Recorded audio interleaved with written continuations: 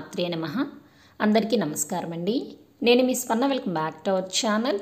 ఈరోజు ఈ వీడియోలో మన తెలుగువారి ముఖ్యమైన పండుగలలో ఒకటైన ఉగాది 2024వ సంవత్సరంలో ఇప్పుడు ఏ తేదీన వచ్చింది? ఈ ఉగాది తెలుగు నూతన సంవత్సరాన్ని ఏ పేరుతో పిలుస్తారు? ఉగాది పండుగ యొక్క విశిష్టత ఏమిటి? ఈ ఉగాది పండుగ రోజున ఏ దేవుణ్ణి పూజించాలి? పూజ చేయవలసిన శుభ సమయాలు ఏమిటి? అలాగే ఉగాది పచ్చడిని తినవలసిన శుభ సమయం ఏమిటి? ఉగాది పచ్చడిని సేవించేటప్పుడు చదవవలసిన శ్లోకం ఏమిటి? ఇలాంటి అన్ని విషయాల గురించి కూడా ఈరోజు ఈ వీడియోలో వివరంగా తెలుసుకుందామండి. వీడియోని మీరు ఎక్కడా కూడా స్కిప్ చేయకుండా చూస్తే అన్ని వివరాలు మీకు అర్థమవుతాయండి. ఉగాది అనగానే ముందుగా మనకు గుర్తుకు వచ్చేది తెలుగువారి పండుగ అని. ఈ ఉగాది నుండే తెలుగు నూతన సంవత్సరం మొదలవుతుంది. కాబట్టి మన తెలుగువారికి ఇది మొదటి పండుగ. అసలు ఉగాది అనే పేరు ఎందుకు వచ్చింది? దాని యొక్క విశిష్టత ఏమిటో ఇప్పుడు తెలుసుకుందాము. కొన్ని ప్రాంతాలలో ఈ ఉగాదిని యుగాది అని కూడా పిలుస్తూ ఉంటారు. ఉగాది అనగా నక్షత్ర గమనం అని అర్థము. అంటే సృష్టి ఆరంభమైన రోజుగా ఈ ఉగాది పండుగను జరుపుకుంటారు. ప్రతి సంవత్సరం కూడా చైత్రమాసంలో వచ్చే చైత్ర శుద్ధ పాడ్యమి రోజున బ్రహ్మ సృష్టిని నిర్మించడం ఆరంభించాడని, అంతేకాకుండా ఈరోజు బ్రహ్మదేవుని నుంచి వేదాలను తస్కరించిన సోమకుడు అనే రాక్షసుణ్ణి విష్ణుమూర్తి మత్స్యావతారం ధరించి ఆ రాక్షసుణ్ణి సంహరించి ఆ వేదాలను తిరిగి బ్రహ్మదేవుడికి అప్పగించిన రోజుగా కూడా ఈ ఉగాది పండుగని మనం జరుపుకుంటాము. అంతేకాకుండా అన్ని ఋతువులలో ఎంతో ఆహ్లాదకరమైన వసంత ఋతువు మొదలయ్యే రోజు కాబట్టి కొత్త జీవితానికి ఆహ్వానం పలుకుతూ ఈ ఉగాది పండుగను మనం జరుపుకుంటాము.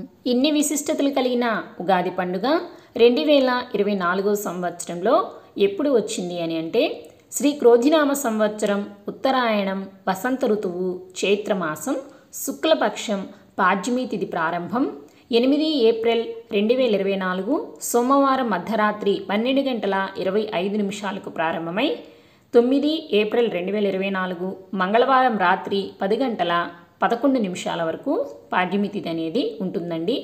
మనము ఏ పండుగనైనా సరే సూర్యోదయంతో ఏ తిథి ఉందో ఆ తిథిని మనం లెక్కలోకి తీసుకుని పండుగను అనేది చేసుకుంటాం. కాబట్టి మనకి ఏప్రిల్ 9వ తేదీ సూర్యోదయంతో మనకి పాడ్యమి తిథి అనేది ఉంది. కాబట్టి ఏప్రిల్ 9వ తేదీ మంగళవారం రోజునే ఉగాది పండుగను అనేది జరుపుకోవాలి. ఈరోజు నక్షత్రం రేవతి ఉదయం 8:36 వరకు, తదుపరి అశ్విని. 2024లో వచ్చే తెలుగు నూతన సంవత్సరాది పేరు శ్రీ క్రోధినామ సంవత్సరం అండి. ఈ క్రోధినామ సంవత్సరం తెలుగు సంవత్సరాలలో 38వ సంవత్సరం. ఇప్పుడు ఈ రోజున శుభ అశుభ సమయాల గురించి తెలుసుకుందామండి. రాహుకాలం మధ్యాహ్నం 3:22 నుంచి 4:54 వరకు అండి. యమగండం ఉదయం 9:12 నుంచి ఉదయం 10:45 వరకు. దుర్ముహూర్తం ఉదయం 8:35 నుంచి ఉదయం 9:25 వరకు మరియు రాత్రి 11:07 నుంచి రాత్రి 11:53 వరకు దుర్ముహూర్తం అయితే ఉందండి.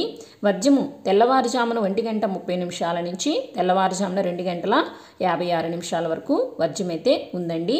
శుభ సమయం వచ్చేసి ఈ రోజున ఉదయం 6:50 నుంచి ఉదయం 8:20 లోపలండి. మరలా మధ్యాహ్నం 12 గంటల నుంచి 1 గంట లోపల. కావున మీరు ఈరోజు పూజ చేసుకోవాలన్నా, ఉగాది పచ్చడిని సేవించాలన్నా, లేదా ఏదైనా కొత్త పనులు ప్రారంభించాలన్నా కూడా శుభ సమయాలను చూసుకొని మీరు పనులనేవి ప్రారంభించుకోండి. ఇంకా ఈ ఉగాది రోజు తప్పకుండా పాటించవలసిన 3 నియమాలు ఏమిటి అంటే, ఉగాది పండుగ రోజు ఉదయాన్నే నిద్రలేచి చక్కగా తైలాభ్యంగన స్నానం చేయాలండి. అంటే నువ్వుల నూనెను ఒంటికి పట్టించి తలారా స్నానం చేయాలి. అలాగే ఈ రోజున కొత్త బట్టలనే ధరించాలండి. అలాగే మన ఇంటి సింహద్వారానికి పూజా మందిరానికి చక్కగా మామిడాకులతో అలంకరించుకోవాలి.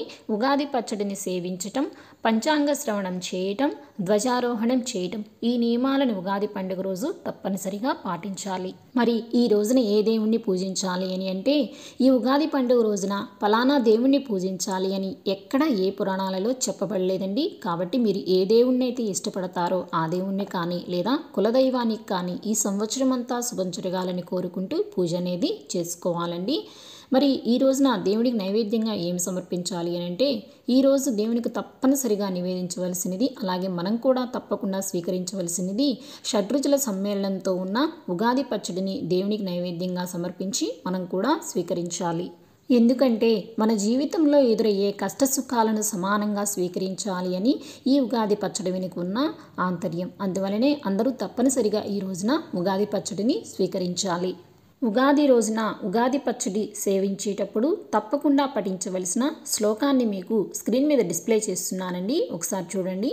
శతాయ వజ్రదేహాయ సర్వసంపత్కరాయ చ సర్వారిష్ట వినాశాయ నింబకం దళభక్షణం అనే ఈ శ్లోకాన్ని చదువుకుంటూ ఉగాది పచ్చడిని సేవించాలి.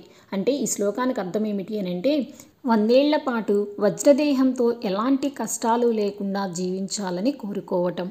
ఈ ఉగాది పండుగ రోజున పంచాంగ శ్రవణం తప్పకుండా చేయాలి. ఎందుకు అని అంటే మన జాతకంలో ఉన్న స్థితిగతులను మనం తీసుకునే నిర్ణయాలు బాగా ఆలోచించి తీసుకోవటానికి ఈ పంచాంగ శ్రవణం మనకి ఎంతగానో ఉపయోగపడుతుంది.